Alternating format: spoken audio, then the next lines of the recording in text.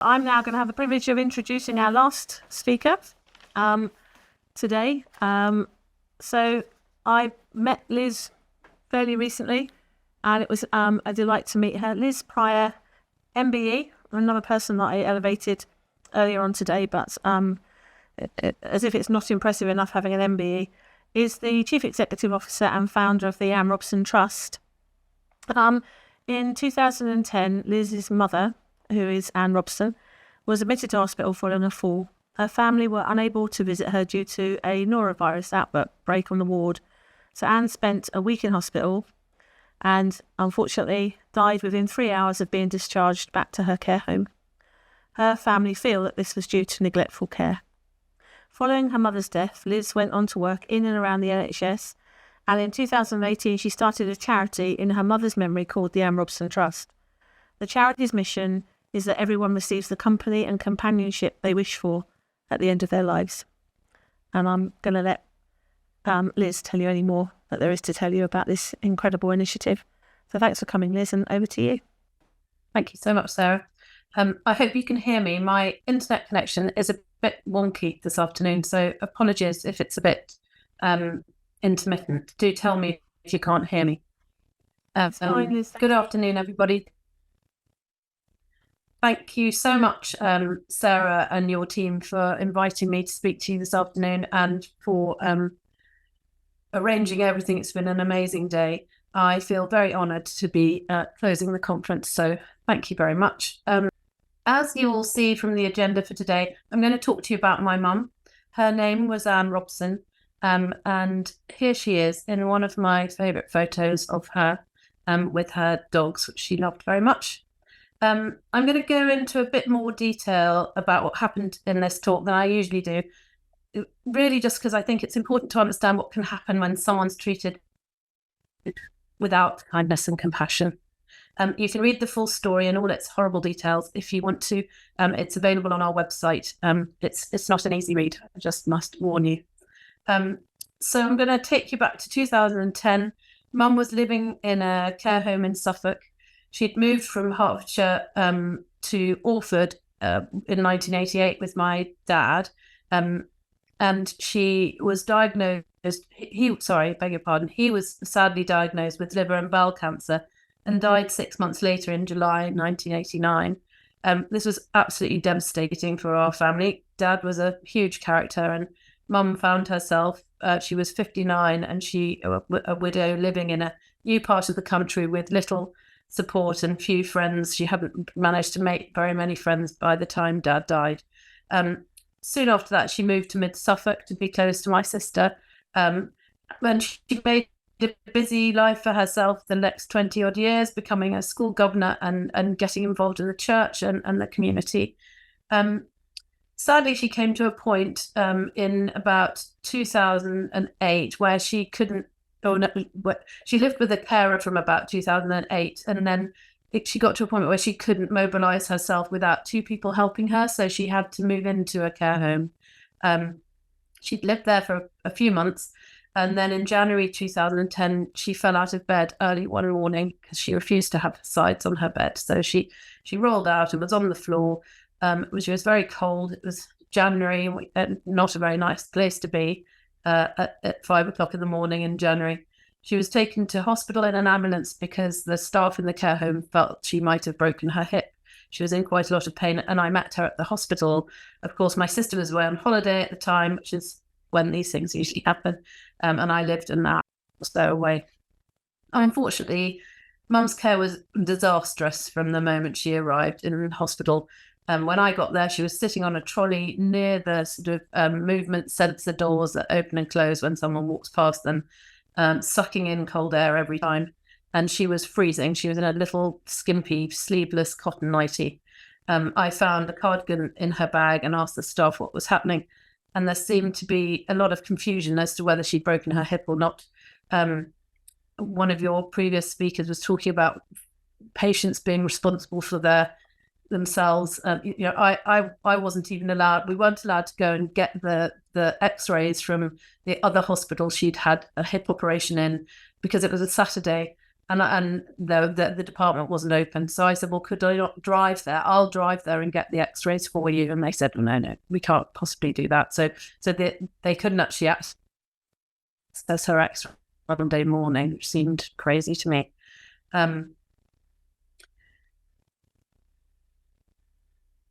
The complications in care went on all day, some with one person saying one thing, somebody else saying something else. And eventually it was decided that she'd be admitted to hospital. There was a norovirus outbreak in the hospital at the time. So when the nurse came to take Mum to the ward, I said, I'll say goodbye here and let you crack on and take her upstairs. And the nurse said, no, it's fine. You can come. It's fine. It'll be fine. Don't worry about that. So I followed the bed through the corridors, in the lift, around the corner, up the stair. You can imagine that it just felt like a sort of complete labyrinth of corridors, carrying Mum's bags. And eventually we got to some double doors and the bed went through. And as I tried to go through, I was told, no, you've stopped. You're not allowed to go in. You can't come in here. It's a closed ward. So I asked if Mum could... I could just say goodbye to Mum. I said, that's my mum in the bed just there. Could I just say goodbye to her? And they said, no, you'll have to wait.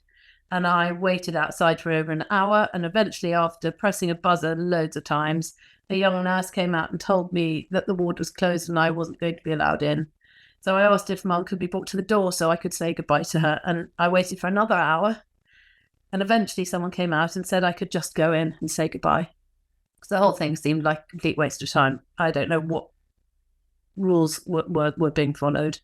Mum was very tired, but grateful I hadn't just gone. She was really confused about where I was. And we had a nice chat and I gave her a big hug.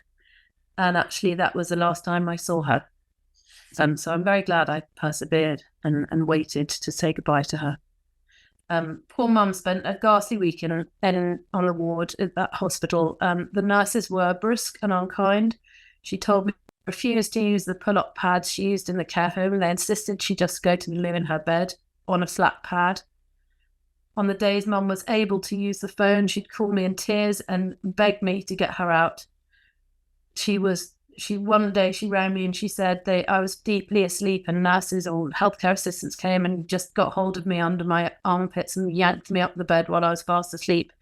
And when I said, I'm terribly sorry, it's wet in the bed, they said, well, you'll just have to wait. And they just plonked her lunch in front of her. It was just terribly, terribly unkind. It had been decided by the medical team that she didn't need surgery on her hip, but she'd now got an upset tummy. Mum suffered from IBS, so it was, I did say to them that she gets IBS when she's stressed, but they were convinced it was norovirus. So she was put in a side room, which just made the care even worse, and she was even more neglected, unfortunately. My sister and I sat outside the ward all week, but we weren't allowed in. The nursing and other staff came and went with no apparent concerns with infection control. They just seemed to go in and out of the ward, even though we weren't allowed in. And after another day or so, we put together a bag of goodies for Mum with a book and some ginger beer, which was her favourite drink, some polos and a toothbrush and toothpaste because she hadn't taken any in and she had no money. And the staff had said to her they couldn't buy them because she didn't have any money. I don't know about you, but I can't imagine what it must feel like not cleaning your teeth for a week. And we put a note in a card to let Mum know that we were there. We were outside the ward, but we weren't allowed in, and that we loved her very much. A few days later, which is day 6 after she was admitted, my sister was finally allowed onto the ward.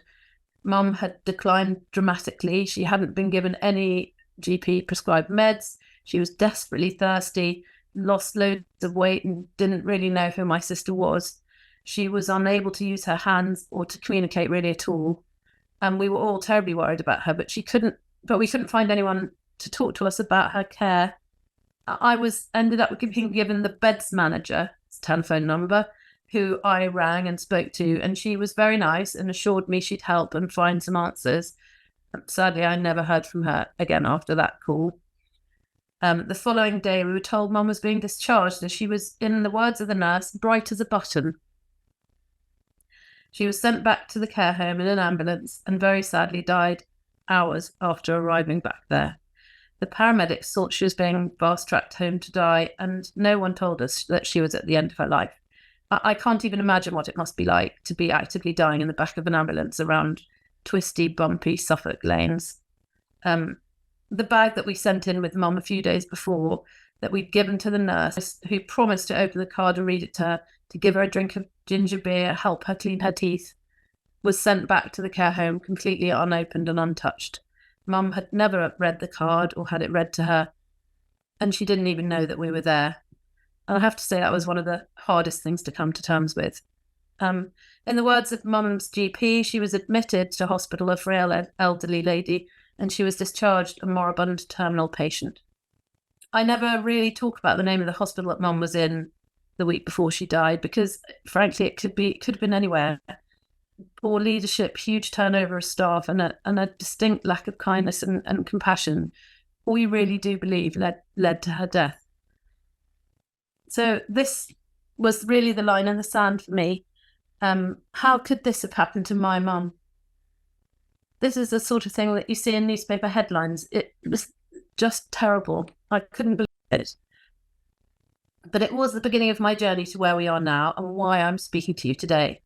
I had to find something positive out of this devastating situation. And I started working with different charities in and around the NHS to help address the problem.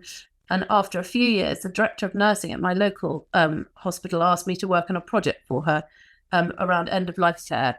Because end-of-life care at the trust had been found wanting, and they had a CQC visit towards the end of that year.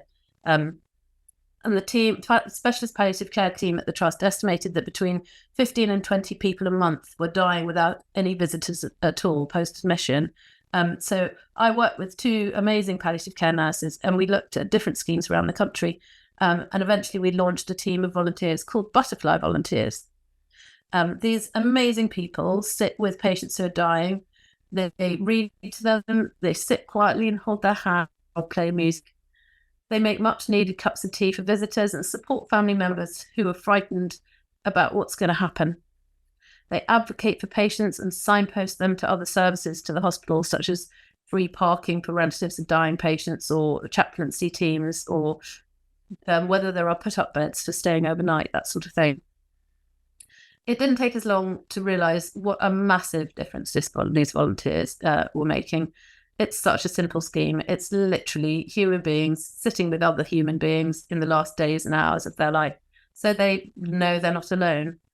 And I'm really proud to say this first service we set up continues to run really successfully now. So I will move on to my next slide. It's a little bit more uplifting now. I'm just sorry about the depressing start. It's important to understand where I came from though, and why I'm doing what I'm doing. So at the end of my contract, I left the trust with their blessing to set up a charity to help other NHS trusts do the same, because we believe that no one deserves to die on their own. Every hospital in the land, we think, should have a team of these volunteers. I went on to set up the Robson Trust in memory of my mum, and we received our charity registration in May 2018. Pre-COVID, we were working alongside 5 NHS trusts in the east of England, helping them set up teams of specialist volunteers. And then, as we all know, during COVID, Teams and Zoom came into our lives, and this opened up the rest of the UK to us. And maybe beyond that, we'd love to have some work with organisations further afield. We work with hospitals in Cornwall and Gateshead, St Helens and Maidstone, and lots in between. And Zoom and Teams have allowed us to do that. This year, we've engaged with 47 NHS trusts. There are 15 hospitals with active or soon-to-be active specialist end-of-life volunteers. We're also working with 3 community trusts on new projects in care homes, in people's homes, and on inpatient units. We have a list of a further 12 organisations who are keen to start with us. Our vision for the charity is that everyone should have the support they wish for at the end of their life. So our impact to date, as a really small team, there are 6 of us. We're very proud to have already made a positive impact to so many patients and visitors. And I must also mention staff. They absolutely love this service. One of the palliative care nurses I worked with on the first team of Butterfly Volunteers said to the volunteers at the end of their first training day, something I'll always remember. She said, I want you to go away from this training day with the knowledge that what you're going to do, supporting patients in the last days of life and their families, is an absolute privilege. In fact, it's the reason I came into nursing. You're going to be doing the best bit of my job. I thought it was an amazing thing to say to them at the end of a long training day, to go off and be inspired by. So how does it work? I'll quickly run through how we work with NHS trusts. We set up a service in acute organisations. It's challenging. We know how difficult it is. NHS staff are busy. We hope to take away the pressure of starting new services by working with us, so that we can pick up that mantle and take it off the managers who already have a very, very busy job, if not more than that. We work with the organisation to help secure funding for a dedicated project coordinator. We then help with the recruitment of that coordinator, because if you get the recruitment right, it works brilliantly. If you get it wrong, it's a little bit more complicated.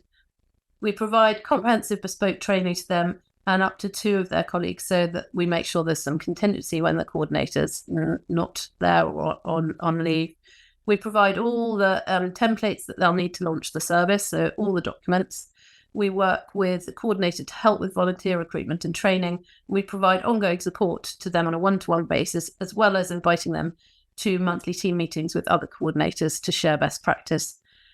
We also run quarterly meetings for volunteers to meet others doing similar roles across the country. It's basically about not reinventing the wheel. We're here to help set up and run the service, and organisations can tap into our experience and expertise.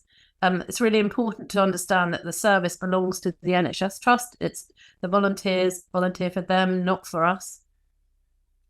It allows NHS Trust to join a national movement to support people with compassion at the end of life.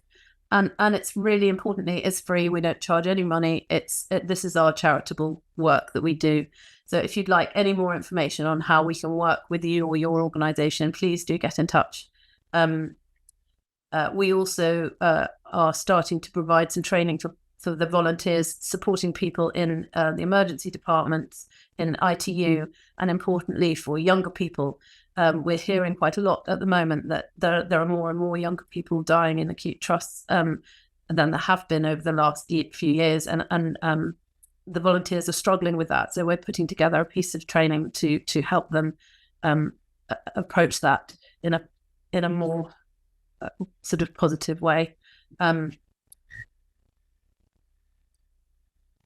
So the next 2 slides are really just about the little things that the difference it makes, and just by having somebody there with someone makes such a difference to families, to know that people weren't on their own as they were dying, or at the time when the family can't always be there. And as you'll see, this is some feedback from one of the palliative care nurses at Milton Keynes University Hospital. So I'm just going to talk a little bit about the other bits and pieces that we do over and above the hospital work, or the NHS Trust work, I should say. I've got to stop saying hospitals now. We're working with some community trusts. During the pandemic, we set up our telephone support service, as volunteers weren't allowed to go into hospitals, and we knew there was still a massive need for support. Lots of volunteers got in touch with us to say how could they help. So we set up this service as in a response to that, and we're going to run it for everyone. It's for anybody that has any issues around end of life or death and dying, from the planning of it to supporting people. So we often support professionals, nurses or care home staff who've had a difficult time caring for a patient or a resident. So please do get in touch for more information on how we can support you, your patients or your family or your colleagues. The email is on the bottom of the screen now. And then lastly, in early 2024, we're going to be launching a new series of workshops called Simple Wisdom. We hope that these will dispel the myths around death and dying and encourage families to have conversations and make plans. We have options for individuals, for charity staff and volunteers, for corporates. So again, please get in touch for some more information. We know, and we've heard today, that it helps people clinically if they're treated with kindness and compassion. And what we do is about being human, enabling compassionate human beings to be with others as they die. This came out of a situation that didn't involve compassion and kindness, and very sadly, bad things happened. We have one chance to get it right at the end of our lives. It'll come to us all, as somebody said earlier. So my question to you is, will you join us to help us get it right? Thank you very much for listening. Thanks, Liz. Thank you very much. Your story of your mum, as I said, some of the other speakers earlier on, however hard it is, and you can see the cost to everybody every time they share a story about someone who to us is a name, but to you was someone that you love dearly. So thank you for your bravery, because I think it is brave to do what people do and share the stories they share. It's not easy.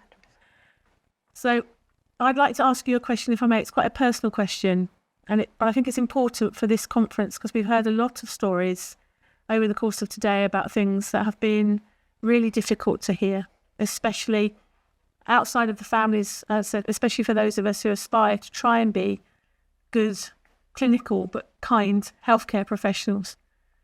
So do you think what happened for you as a family, can you say that it's helped you to make some purpose out of what sounds like an entirely purposeless, sad, harrowing event?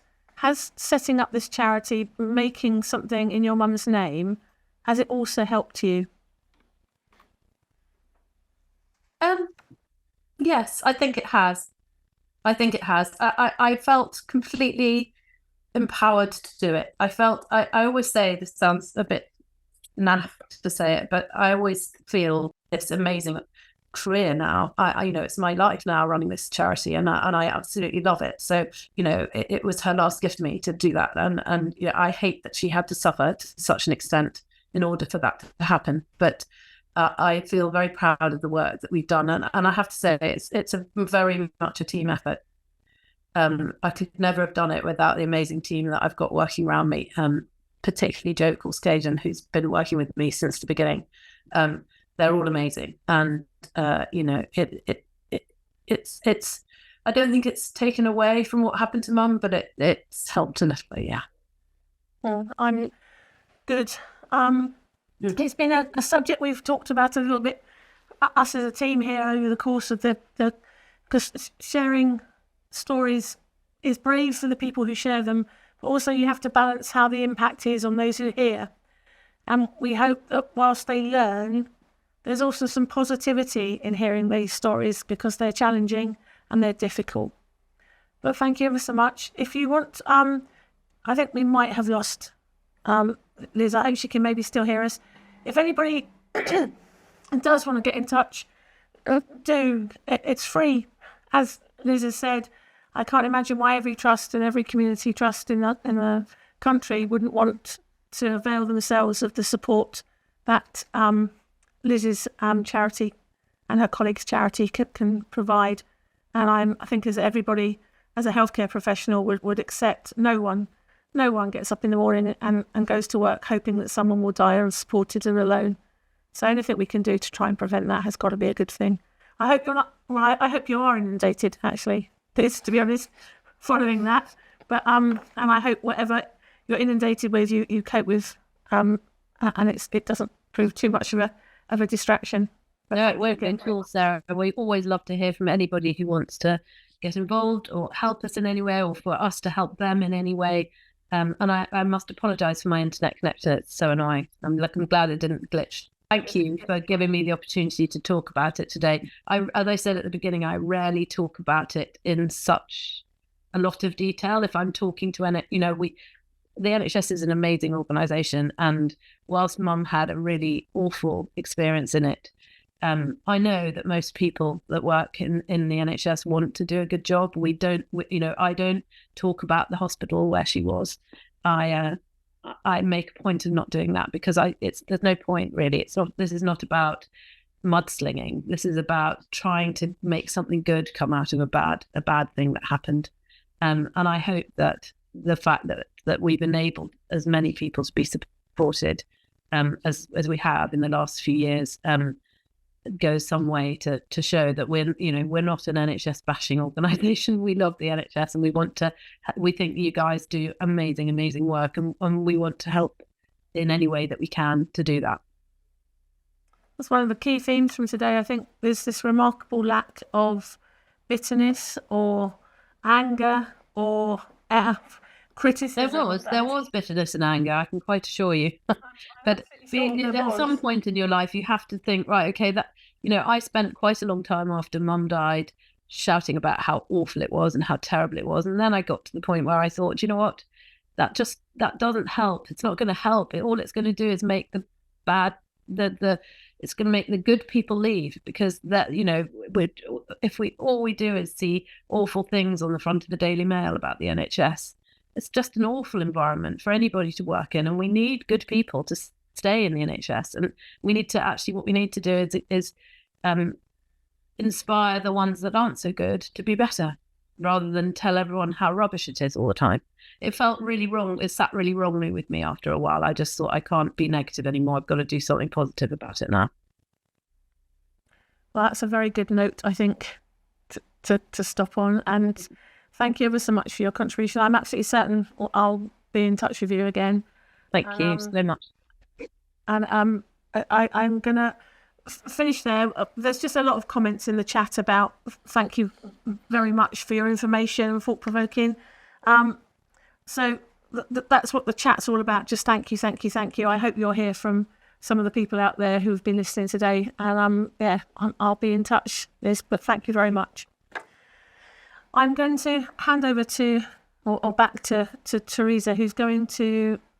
I'm going to attempt to sum up this incredible day, which is no mean feat at all. So just thank you to all of the speakers for your incredible presentations. Michael West started us off with talking about dark times, but we also started talking about hope and about lights in the darkness. In those dark times, we've discussed compassion as sometimes a nebulous concept, and we've tried to make those attempts to nail down exactly what that looks like for us in practice. In Juliet's work, in terms of the images and the linguistic descriptions, the diversity of linguistic descriptions of what compassion is, I think are enormously helpful to educators moving forward. We've talked about the challenges and barriers to compassion in healthcare at length, and what those institutional barriers look like, what compassion means to institutions as opposed to what it means to us as people. In discussing the environmental conditions that create compassion, I was very strongly reminded of Thich Nhat Hanh's phrase about the lettuce. If the lettuce doesn't grow, you don't blame the lettuce. You look for the conditions that cause it not to grow and try and create those positive conditions. The patient stories that we've heard have told us of some appalling experiences of care, but have also given us some insights into what legacy and hope comes from those incredible experiences of difficulty. And we're so grateful to all of the people that have come and spoken to us today about their difficult experiences with healthcare. We've talked about cultures in both healthcare and healthcare education, and those are slightly different and nuanced things, and how compassion is just as important in healthcare education as it is within healthcare. We have alluded to some of the difficulties to providing compassionate care, including discrimination, and we've heard the difference between providing compassion in compassionate healthcare and what it means to be a compassionate leader. Moving forward, what's it going to take for us to provide compassionate healthcare? We can look to the future with a sense of hope. I think that's really come forward from this conference for me, because in previous conferences, I think we've talked a lot about trying to define compassion, but it's clear that we're moving forward to describe discrete educational initiatives that are training our future healthcare professionals to be compassionate. And we've talked about several of those. We've talked about RAIN and HALT and compassionate mind and simulation and virtual reality and role playing and role modeling. So and different types of pedagogical approaches, including action learning sets, for example. So a real diversity of educational experiences that we're exploring within this sphere. In terms of what we need moving forwards, I'm just incredibly struck by Melissa Mead's incredible capacity for forgiveness and others' incredible capacity for forgiveness after those experiences, and the sheer amount of change that comes from telling patient stories and patient experiences of those difficult times. The legacy that you have left us as health professionals is to consider how we communicate moving forward and how much more transparent and open we can be as a part of developing that compassionate communication with our patients. Learning for me, the way that we explore those stories will lead to learning, and that will lead to change within our systems. It will lead to change within our institutions. Learning is a great area of hope. And thinking about how we engage our staff, how we use learning to engage staff, to give them the autonomy to influence those decisions, to create change at a higher level. Thinking about our relationships with each other, not just as static, but as dynamic. And what's it going to take in order for us to create this incredible culture of compassionate healthcare? Well, it's going to take a bucket load of courage. And I should aspire in the future to be a person of solace. And thank you very much for all of your words today. We've really, really enjoyed the conference. Thanks, Teresa, who's done a remarkably good job.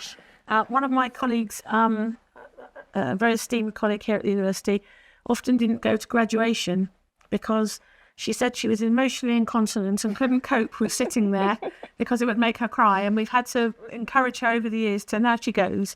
And Teresa always says the Compassion Conference makes her upset for a very good reason. And this one has been no difference. And so she's done remarkably well to summarise so beautifully what this day has meant. Thanks for having me. I would just like to finish by thanking her. She's come all the way down from Portsmouth to well, in fact, from the Isle of Wight to be with us today. And I'm enormously grateful because it's quite a task to keep this thing.